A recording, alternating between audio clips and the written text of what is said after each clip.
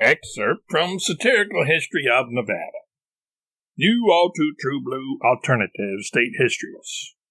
Time immemorial. First inhabitants. The first inhabitants of Nevada were rocks, sagebrush, coyotes, and alkali dust. Of course, the first humans were Indians, such as the Shoshone, Washoe, and Paiute. Then the Americans came because they liked looking at the rocks. Of these, the Spaniards came first. They didn't mind leaving home because the food there in Spain is so bland. The Spaniards are pretty much gone, which you can tell by the absence of bullfighting rings in the state. But the Indians stuck around, as you can see below. 1821, Nevada becomes part of Mexico. Mexico won its War of Independence from Spain in 1821, and Alta California, with Nevada embedded within it, became a territory of Mexico. The food got much better. 1848, Guadalupe, Hidalgo. The Treaty of Guadalupe Hidalgo was made in 1848. This came about at the end of the Mexican-American taco eating contest. Nobody expected the Americans to win this contest, but they cheated, so... Anyway, the end result of the treaty was that Nevada and the surrounding country was henceforth owned by the United States. Embarrassed and angry at the shady dealings during the taco-eating contest, Hidalgo became a Norse horseman and rode his valiant steed, whom he named Anthony Hopkins, across Arabia, with Lawrence of Arabia Taylor. Together, they sacked Istanbul. The map below shows the area the United States acquired by means of the taco-eating treaty. All of California, Nevada, Utah, and Arizona were part of the deal. Also parts of Wyoming, Colorado, and New Mexico. The cartographer was attempting to draw a straight line from Colorado down through New Mexico, but his kid came up and tickled him while he was at it, and the line got all squiggly, as you can see. Just another of those amazing quirks of history. 1859, Comstock Lode. The Comstock Lode, the richest silver mine in United States history, was discovered near Virginia City in 1859 by Henry Comstock. He named his find after his friend, Comstock Jones. Comstock himself did not benefit overmuch by his find because he sold his interest in it early at a low price.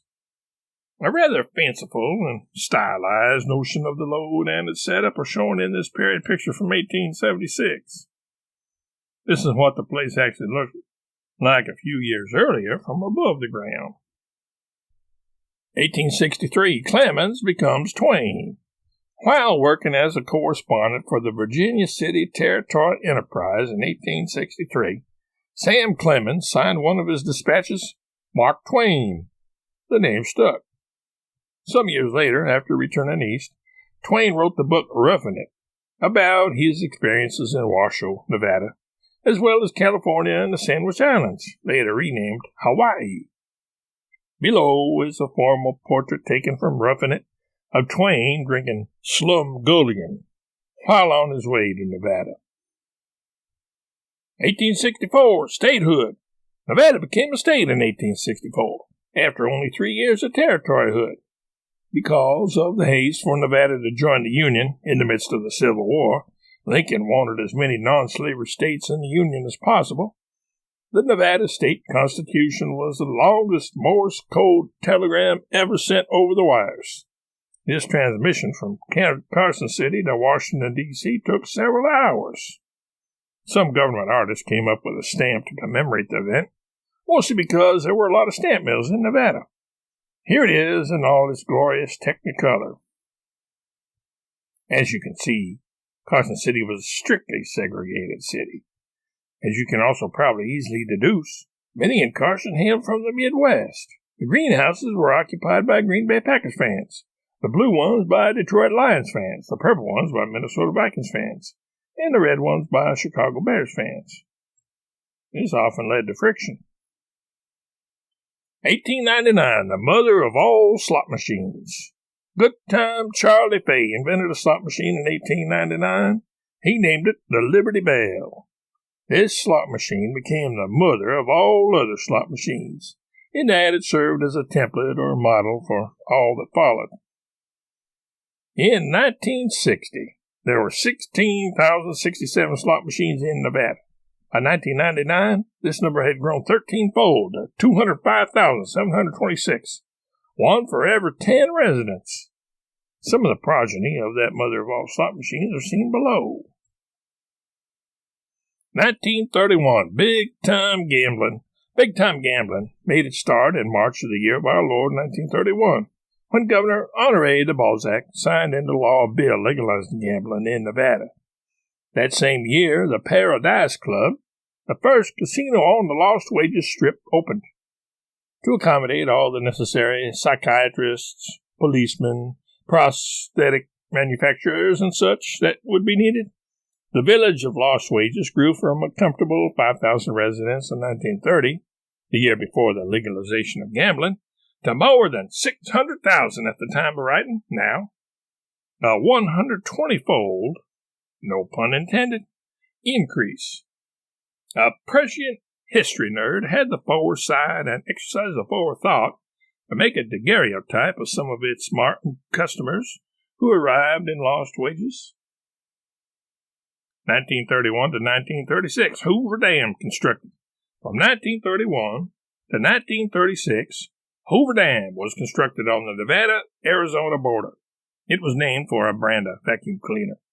This was considered fitting, allegedly, no money passed under the table in connection with these naming rights, because the dam sucked up the water from behind it and stored it in a giant bag underneath in the dam's basement.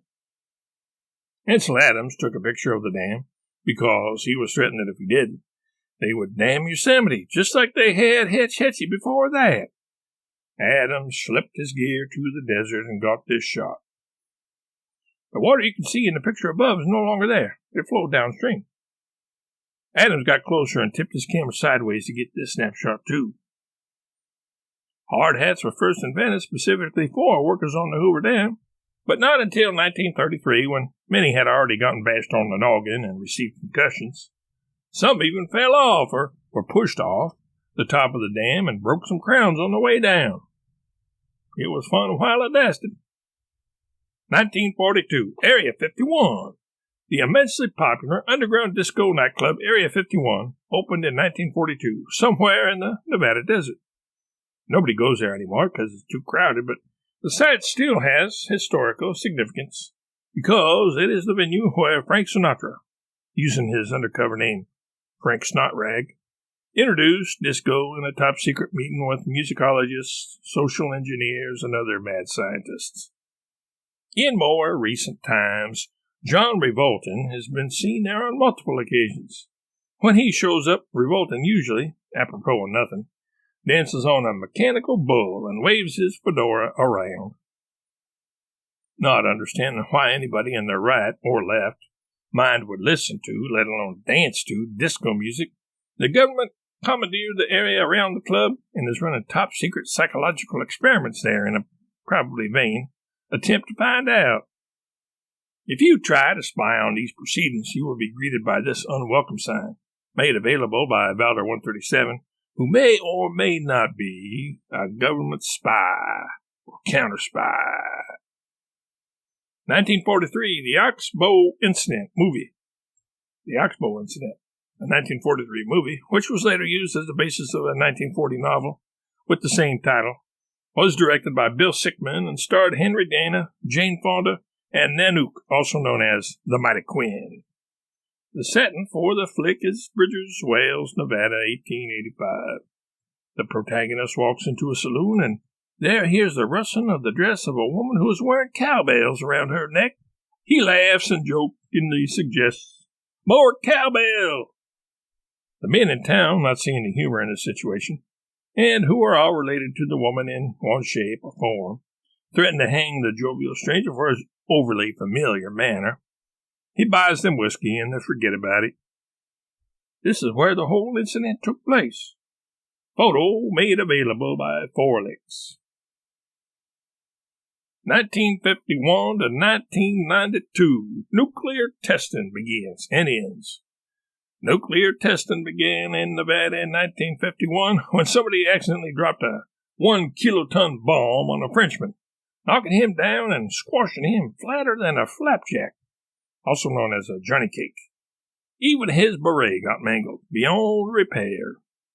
Wanting to find out if this serendipitous result would work the same on people other than Frenchmen, testing continued on all other tribes and tongues. By 1992, they had run out of new types of people to squash and squish, and begrudgingly ceased the enlightening experiments. As can be seen below, sadly, some of these experiments failed. 1959 to 1973, Bonanza, set in post-Civil War Virginia City and its environs, in other words, the surrounding area.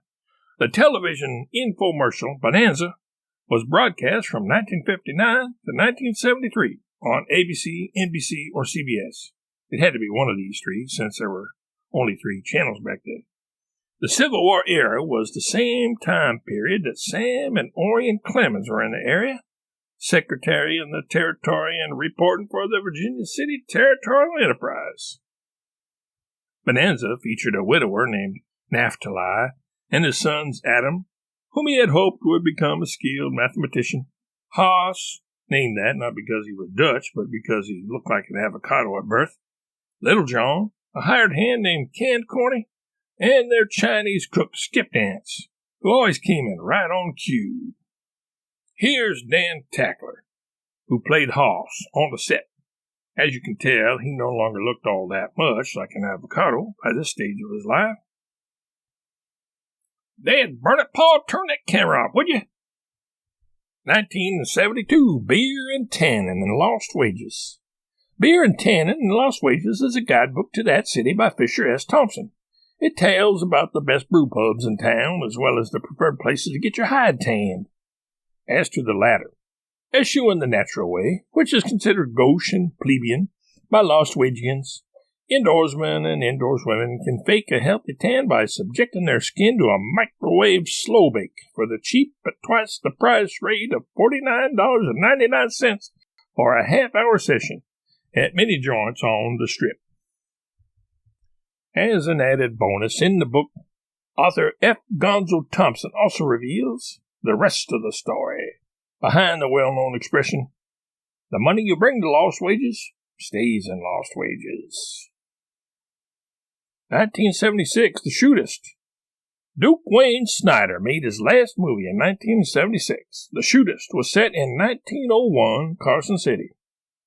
In it, retired actuary Duke moves into a boarding house run by Ginger Rogers and her son, O.P. Howard.